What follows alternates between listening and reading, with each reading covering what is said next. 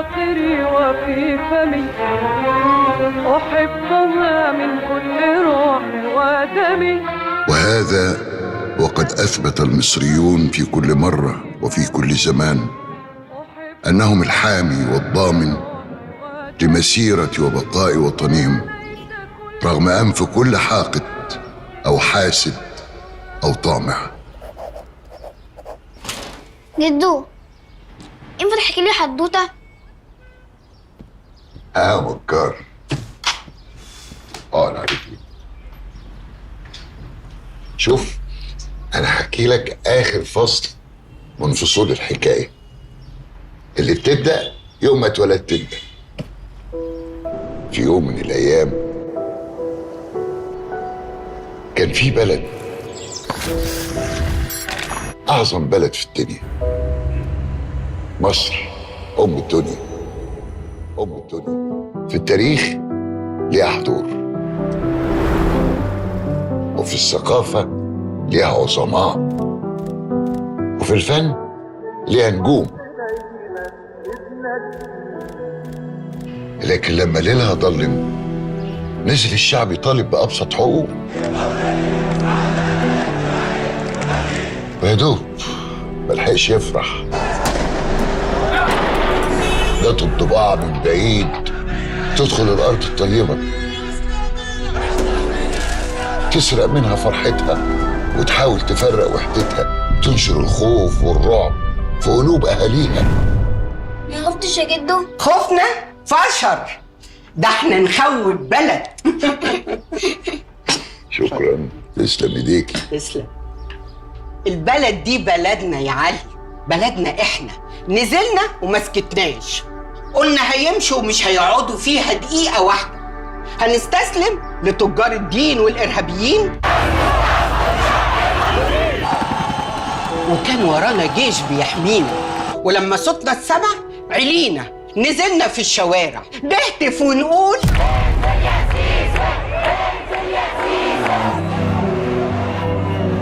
والجيش استجاب لهتافنا. تعطيل العمل بالدستور بشكل مؤقت،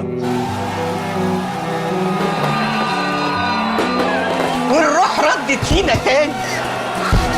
أقسم بالله العظيم أن أحافظ مخلصا على النظام الجمهوري، وأن أحترم الدستور والقانون، وأن أرعى مصالح الشعب رعاية كاملة. هتعيش في خير دايما، ما رجالتها شداد، واقفين قصاد الشر، ما وقفوش على الحياد ولا يوم فاتوها في كرب، دول بيفوتوا بلاد. الله عليك يا مصر، والله عليك ولاد. كنا محتاجين حاجة تجمعنا كلنا، شريان حياة يشق أرضنا وبلدنا. وفي ظرف 8 أيام المصريين عملوا اللي محدش كان يتوقعه. تم إغلاق باب بيع شهادات استثمار قناة السويس الجديدة الاثنين بعد جمع التمويل المطلوب، وهو 60 مليار جنيه خلال 8 أيام عمل فقط. وبفلوسنا مولناه، وبرجالتنا بنيناه. بس استخسروا فينا فرحتنا ولاد قرابة 11 تنظيما إرهابيا على مواجهة الجيش المصري تم إعلانه مما عرف باسم مجلس شورى.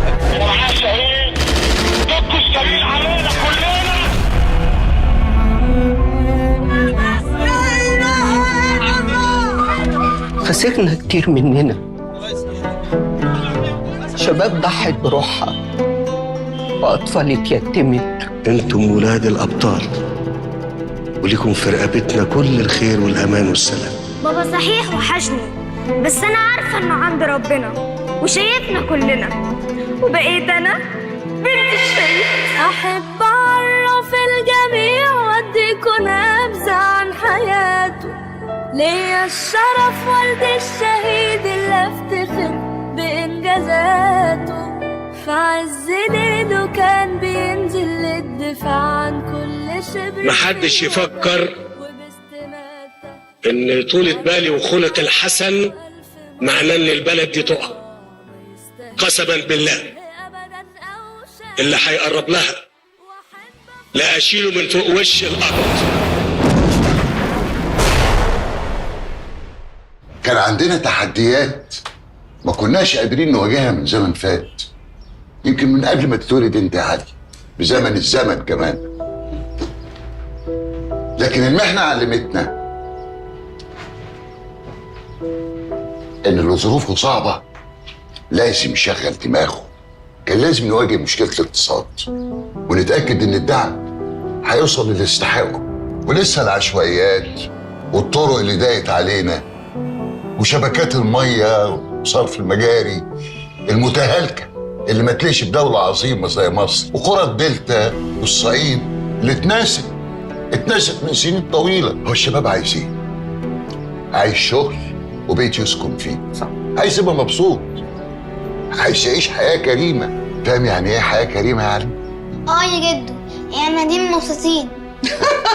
مبسوط. صح والله، ربنا يحميك يا ابني وتعيش دايما مبسوط.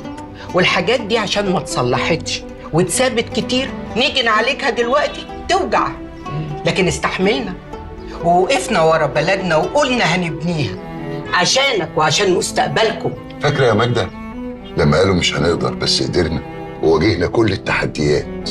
كانت كلها أولويات. نشتغل ونشتغل ونشتغل، مش بس في ده، في التنمية والعمل في كل المجالات بلا نوم ولا راحة. في ناس كتير كانت بتعاني من فيروس سي، ده غير أمراض كتير انتشرت في أماكن كتيرة ما كانتش بتوصلها رعاية لسنين طويلة. ورغم ظروفنا قررنا نبدأ. قلنا نعمل مبادرات، قوافل طبية، تطوير شامل لقطاع الصحة في مصر، وده اللي هنبني عليه أرض ثابتة تتحمل مشروع التأمين الصحي الشامل اللي بنحلم بيه من زمان. يعني ايه يا تيتا؟ يعني يا حبيبي بعد الشر لما تحس انك تعبان تقول يا بطني يا بطني، نلاقي مستشفى مكان مؤهل يستقبلك وتتعالج فيه. ومش انت بس، اي بني ادم محتاج مساعدة. مشروع حياة كريمة خيره غير عشرات القرى، خلاهم يحققوا كل اللي كان نفسهم فيه. بيوت اتفتحت، شباب اتجوز، الفرحة مالت بيوت ما كانتش بتشوف النور ولا عارفة طريقها اللي يوصلها للي محتاجينه. بسبب زحمة الطرق اتعطلنا كتير، قررنا نكمل.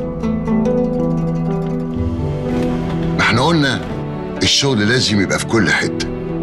اتعمل شبكة طرق جديدة تربط البلد كلها ببعض، مواني تضخ استثمارات في البلد، وسائل مواصلات أكتر تسهل الحياة على الناس وفي نفس الوقت تقلل من استهلاك مواردنا اللي بتضيع في زحمة الطرق كل يوم. مشاريع كان هدفها إن البلد تتنفس وترسم خريطة مصر من أول وجديد وتمهد الطريق لأن مصانعنا تدور من تاني والمستثمرين يجولنا من كل مكان في العالم. ده ما كانش كلام، دي كانت خطة بلد عايزة تمشي قدام. وأهم حاجة التعليم كان مليان مشاكل كتير. تصور يا علي، أطفال قدك كده ما كانوش يعرفوا يكتبوا اسمهم، مفيش مدرسة، ولو لقوا مدرسة يتعلموا فيها غلط، ما يتعلموش صح. لكن دلوقتي مدارس كتير جدا اتبنت في كل حتة في مصر. دعا جمهورية مصر العربية، دعا جمهورية مصر العربية. معقولة هنبني مدارس ومنفكرش في الكهرباء؟ عشان كده كان لازم نلاقي حل.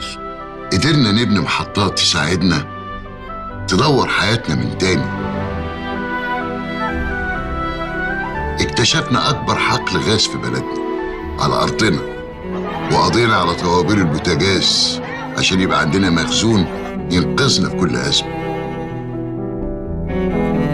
كل سنة كنا بنزيد وعددنا بيكبر، عشان كده الناس اتصرفت وعملت العشوائيات، فبنينا مدن جديدة متخططة صح. زي العلمين الجديدة والإسماعيلية الجديدة وبني سويف الجديدة، وفي كل حتة في مصر بنينا جديد وطورنا القديم. نفضل نكسر في تحدياتنا، تحدي، ونفضل نبني ونغير، عشان كل طفل يكبر يلاقي مكان يحميه، يمارس فيه هوايته، يلاقي بيئة تحميه من الأفكار اللي هدفها تهد كل جيل جديد. مين بقى اللي كان يقدر يعمل كل ده في 10 سنين؟ تعال شوف بلدي يا اللي انت بتعدي، في الفرح مش بننام، في الشدة مين قدي. ورجع ضيوف مصر تاني من كل حتة في العالم بمجهود ولادها، جيشها وشعبها. سنين تعب وتحمل هم اللي خلونا نكمل. مش بس كده، شبابنا بقى لهم مكانة.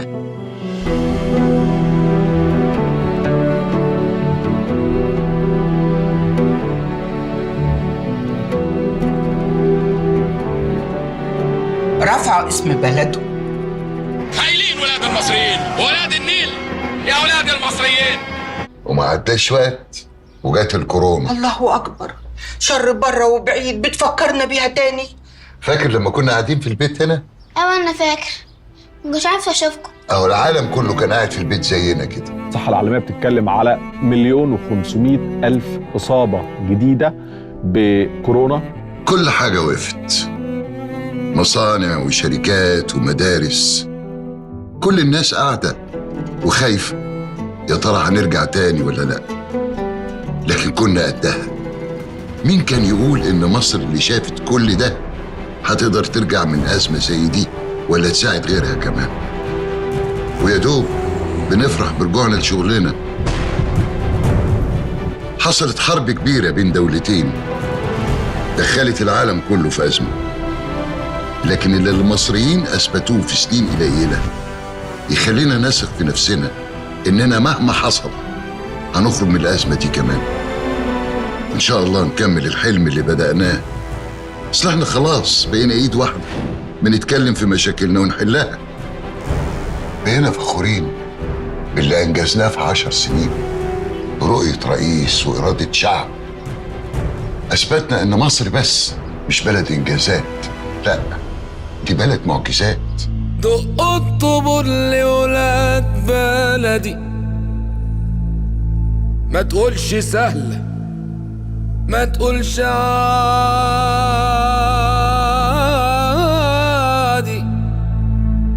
ما تقولش سهلة، ما تقولش عادي.